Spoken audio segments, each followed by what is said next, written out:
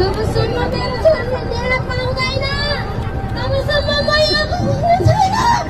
मेरो छोरीलाई छिटोभन्दा छिटो न्याय दे। पापी अपराधी मेरो छोरीलाई तैँले हत्या गरेर मारिस्।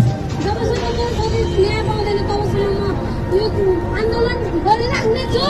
हत्याराको घरमा जान्छु, म स्कुलमा पनि जान्छु, मलाई जीवनका पनि लगा म जबसम्म मेरो छोरी न्याय पाउँदैन तबसम्म म लडिराख्छु।